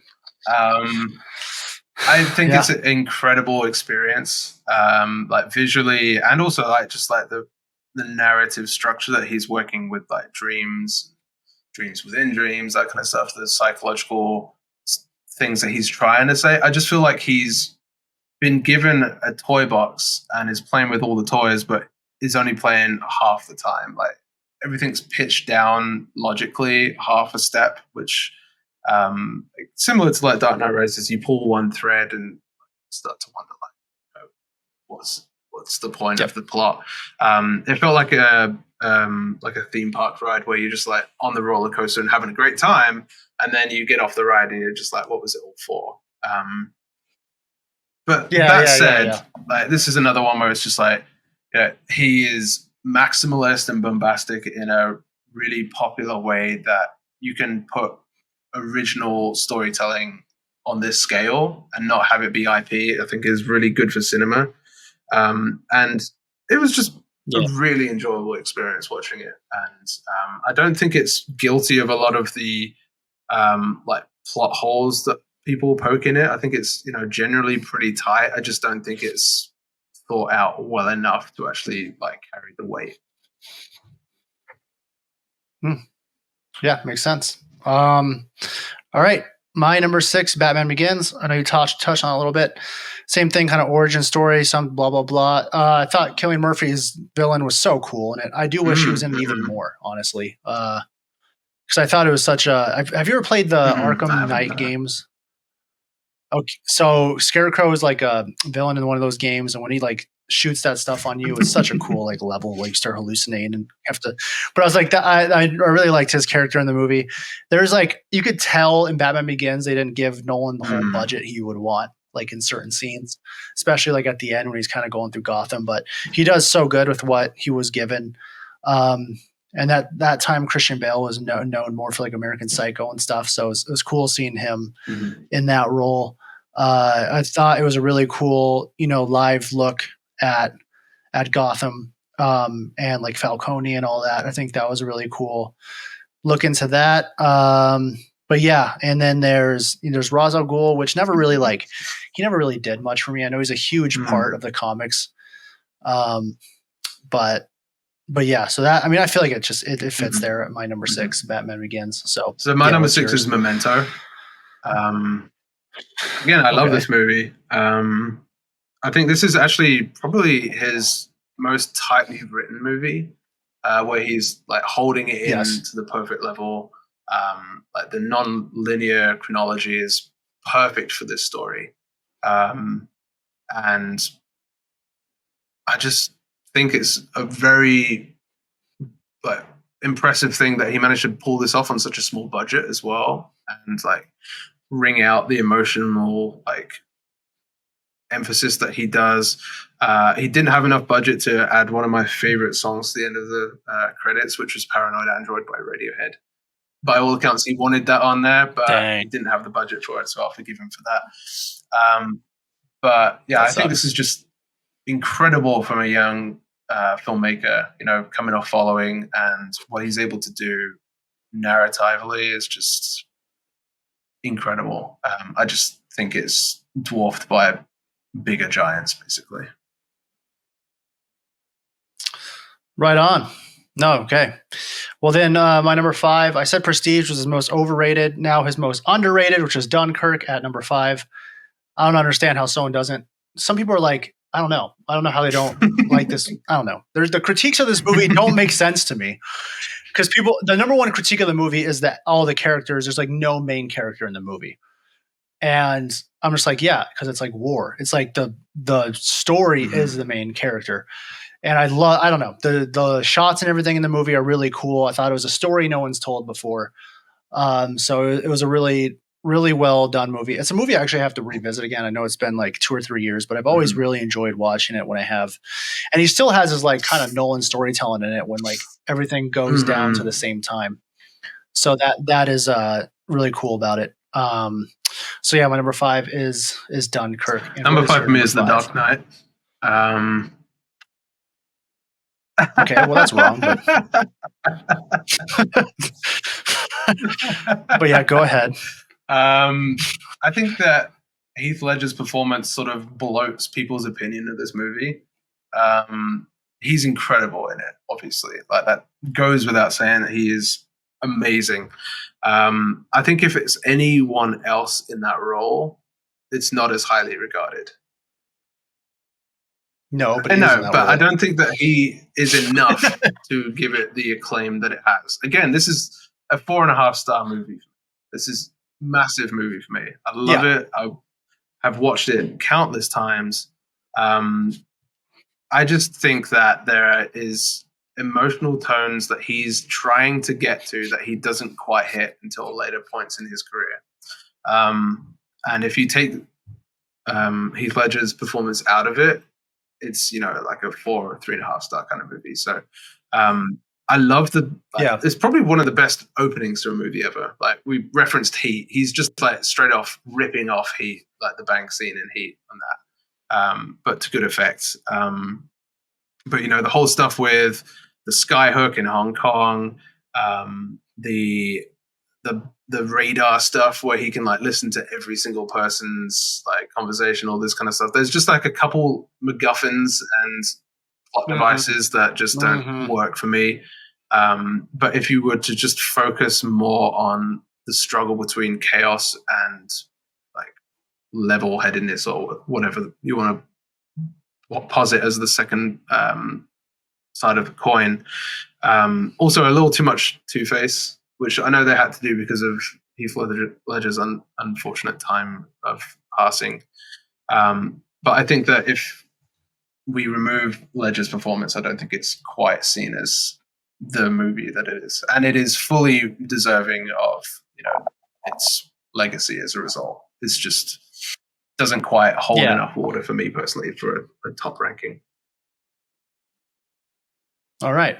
Well, that's the first one we disagree on, but I don't know. We'll probably. I mean, it's a 4.5 star. It is. All these movies coming up are we're not saying, but yeah. So number 4, I'm doing Memento for number 4. As you said, it is like, I feel like he's like, I'm going to write this movie the best I can. Such a cool concept. And then we didn't have Christopher Nolan back then, so it's like no one's seen kind of a movie that style before. Yeah, so it's just like, what? And when the movie starts, you're like, this is going to confuse me too much. But then it really like explains it so well. Like, it shows it so well. And for some reason, I am forgetting the actor's name, but I actually really like that actor. Guy Pearce, yeah, he was perfect for that movie. Then you have Trinity in the movie as well, which, I mean, that was during the Matrix time. But yeah, I thought it was really like his most grounded movie. And besides Following, but I don't really count that. This is like, I feel like when like he really like took off into the Hollywood scene.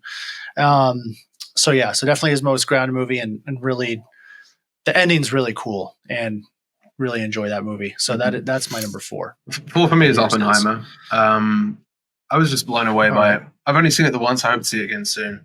I think that, on top of everything that we've discussed already at this point, just the restraint and the unswerving attention that he has on a focal point, and to actually like fully explore character, is something he hasn't quite accomplished at this level, especially with such an important historical figure as well. And just the tone that it sets for his future. I'm really curious to see where he goes from here. But yeah, this just hit on a lot of my sweet spots. I love a good courtroom drama. I love talky, dialogue-heavy movies. I love existential stuff too. So it just hit on a lot of points with some like critical performances and amazing production and sound design. It just worked for me really well. So yeah, that's my number 4. Yeah. All right. My number 3, I feel like number 3 through 6 is kind of like kind of tied for me. Like, any of these could be in any like particular order, but my number 3 is Inception. Also, like, I saw it again like 2 weeks ago, and I feel like maybe because I was 20 years old when it came out. So like when I was 20, I was like, this is perfect. But now, yeah, there is also like things about it that you could just definitely pick at. Like forced in things like Christopher Nolan does sometimes. Again, Jordan Levin's character just seems forced at times. Some of his dialogue, where he's like, "Kiss me," and then he's like, "I just want to do," I don't know, whatever he said. Where he like kisses that. I don't know. At that part, like I was like, that's kind of weird. But I mean, the hallway scene is one of the coolest things I've ever seen. I feel like he does really good at tying stuff together in the end. I think this is the number one Christopher Nolan movie where the beginning and end like circle back perfectly for me. Like when he's with the old Chinese man, or I don't know if he's Chinese or Japanese, where they're like, yeah. So that I don't know, that those parts are super cool. There are definitely nitpicks all over the movie, but it is a really cool movie that he did at the time. And we all like, I feel like that was at a time, again, since I was 20, and back then I was like, wouldn't it be cool if I could go inside my dreams? So it was like the perfect time for that. I feel like Christopher Nolan thinks those kind of things, so it's like making movies that we wish we could kind of do in real life. So, but then when you rewatch it now, yes, there's times where you're like, that makes zero sense. And how do you just go inside someone's dream? They never explain that. You just hook up to it. But I don't know, whatever. I forgive that. So that's my number 3. Number 3 for me is Dunkirk. I absolutely adore this movie. I think it's a masterpiece. As a Brit, it just absolutely hits me. I weep every single time when there is this huge the dissonance in the music, and it feels like all hope is lost. And then he sees the. I mean, I'm getting like shivers just talking about. He sees the boast, and it breaks into this recomposition of Elgar, and it's just, as a Brit, there is this Dunkirk spirit that is instilled in us, and like understanding historical importance and what happened on that beach in 1940. That I think is just perfectly told. Like you were mentioning when you were talking about it, how the time like slowly starts catching up with each other, and there is that slide in this dissonance, and then it hits that note where everything matches up perfectly in time. And I just think it's like only Nolan can do that. Only Nolan could write a historical like study like this. And I agree with you. I don't think there is any problem with the characters. I don't think there doesn't need to be a character because it's every man. There's like, how many 100,000 men on that beach? You can't just like single one out. So Nolan decides just to have no name, no face, and you are immediately put into like every single person's perspective because there is no backstory, etc. I just think that is the perfect way to describe the chaos and then the elation and catharsis that comes with the end of that movie. So absolute masterpiece. Absolutely love it. Dunkirk, number 3. Sweet. All right, my number 2. Actually, we might as well do 2 and number 1 together because we're gonna know it. Yeah. So my number 2 is Interstellar. I always battle between number 2 and number 1. Number 2, Interstellar. The most, I think, that his movie that ages the best. Another one where, like, after he did a dream movie, I was like, I wonder how it feels to go inside a black hole. And then also, like, it's such a cool, like, when it first came out, I feel like it kind of goes over your head where you're like, yeah, but can you, like, go into another dimension like that? But then if you actually think about it, like, what if aliens are us in the future giving us, like, that is such a cool, crazy concept. The smallest critique I have of this movie is like at the end when he finally, I wish his daughter was a little younger when he met up with her again. It would have been more emotionally hit.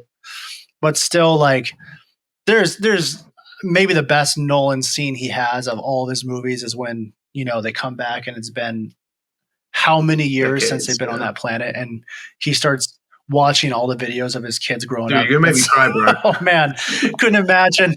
Yeah, that, and his daughter comes on screen. That's probably the best. That, because Nolan to me sometimes has issues with making emotional scenes, like making me actually feel emotional, and that one is actually hits you. So that's my number 2 is Interstellar, and then of course the number 1, Dark Knight. It's like obviously like a popular thing to say.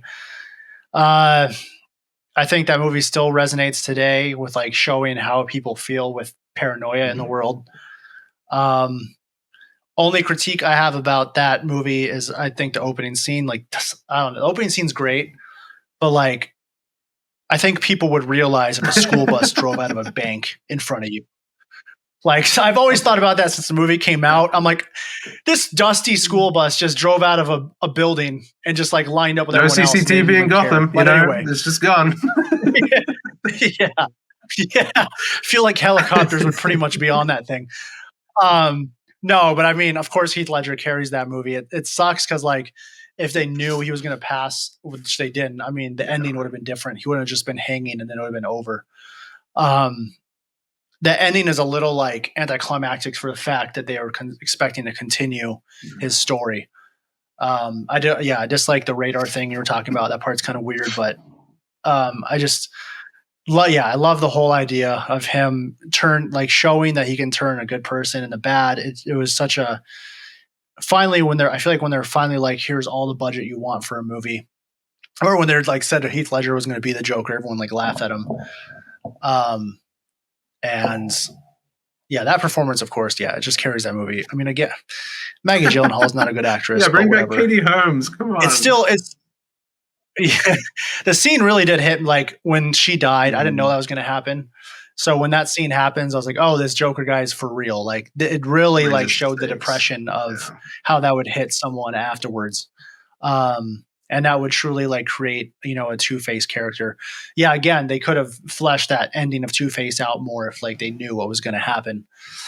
But out of all the movies, that's the one I easily just go back to the most because I feel like the tension is so high.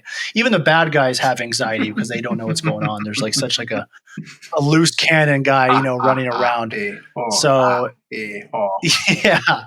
So many movies I feel like have copied it since then. Like the whole like this guy getting on the news and like just messing with the city and really psychologically getting in there. The hospital scene is amazing. Two-Face not realizing it's the Joker until he takes his mask off, Great moment. Oh, yeah, I know. There's Christopher Nolan does have, like I said, he'll nitpicks in it. Even Interstellar, Interstellar, he's driving through a cornfield and out of nowhere he's like in NASA, and I'm like, wait, how did this just happen?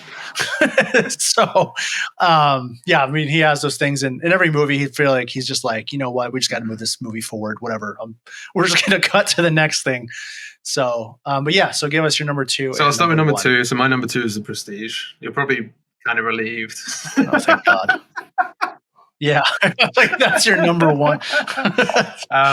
So these two, like Interstellar's number one, Prestige is number two.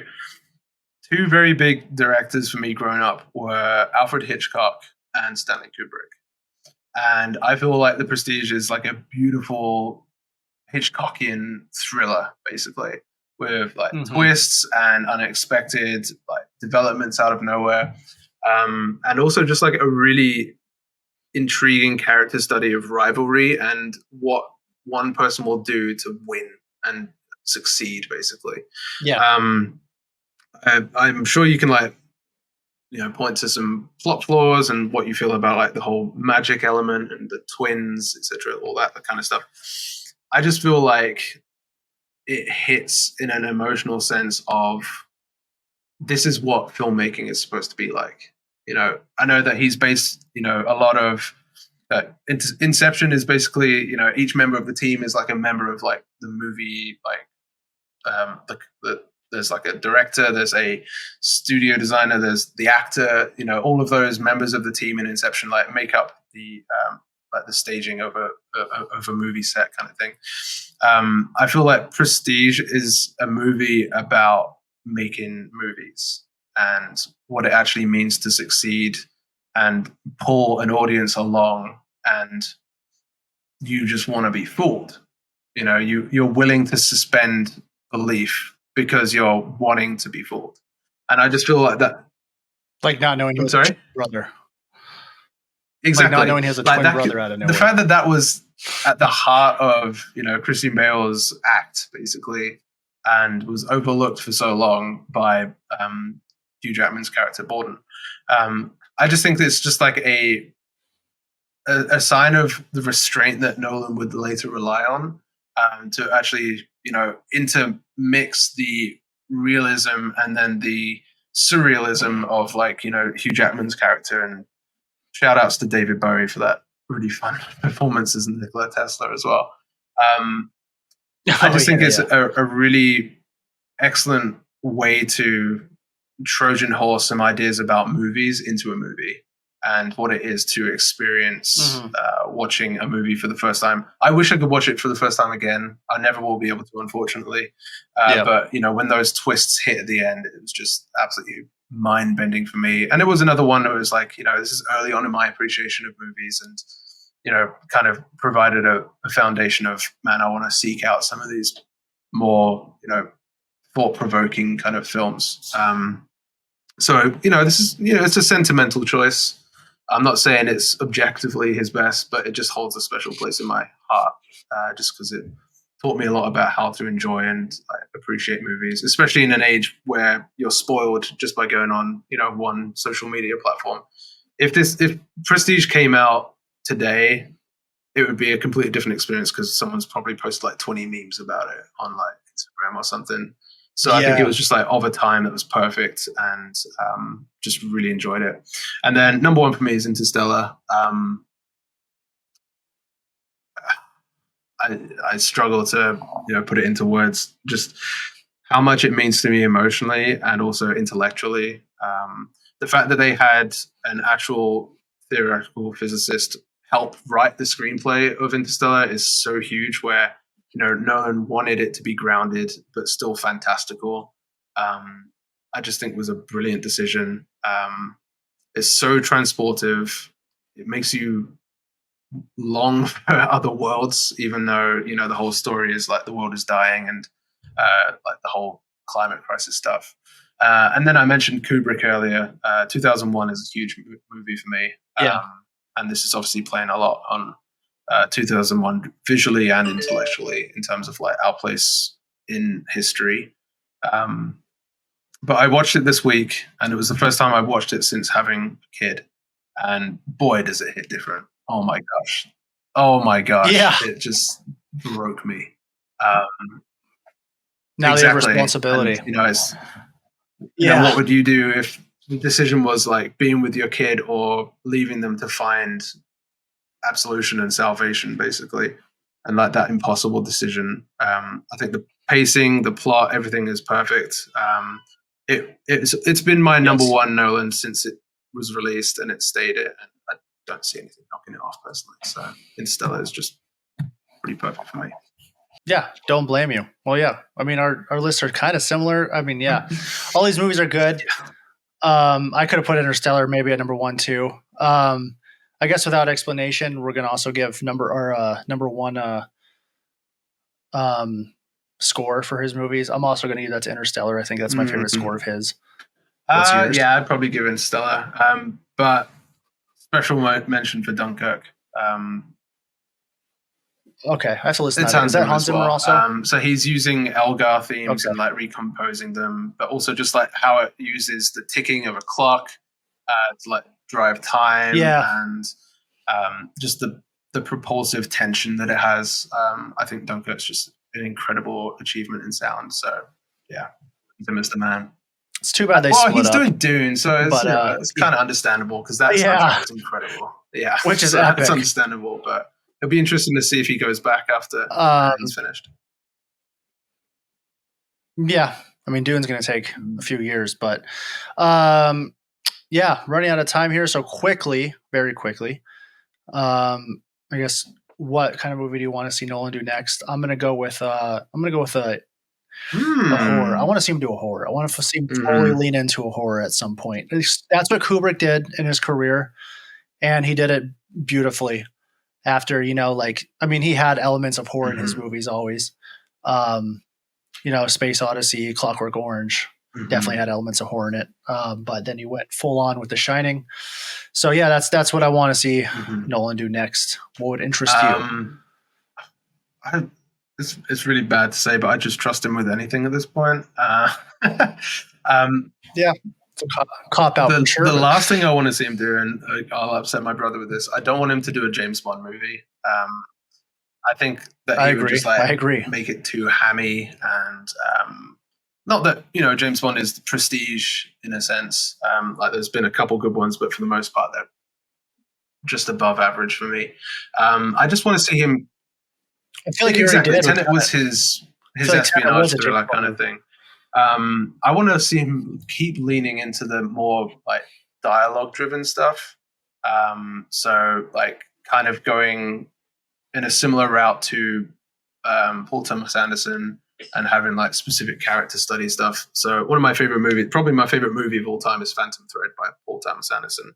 And I just think that like Nolan's particular tone and aesthetic sensibilities could really lend well to just like character-driven character studies. And I just, I think if he could either source another historical book or write something original, maybe like a 5 second from now kind of sci-fi thing, like similar to like Alex Garland, Ex Machina, that kind of stuff.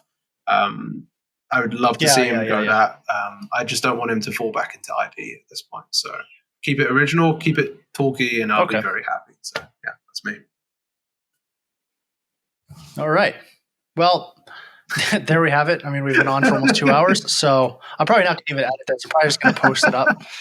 So yeah, that is. Hopefully, we do this again someday. Hopefully, Dune 2 comes out. I'm do it for totally that. down for the Denis Villeneuve rankings, bro. I'm ready to go. I'm locked and loaded right now. So. We're certainly not doing it for Haunted Mansion, which I can tell you, I don't even know who directed that movie. Yeah, I've actually heard everyone speaking about Haunted. I mean, I've heard everyone say go see Talk to Me. I think it's called A24's movie. I heard everyone saying really good things about it, so I'll probably watch that next.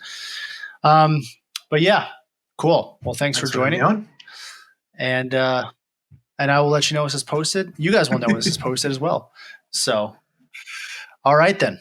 Yeah. See you guys next time. All right.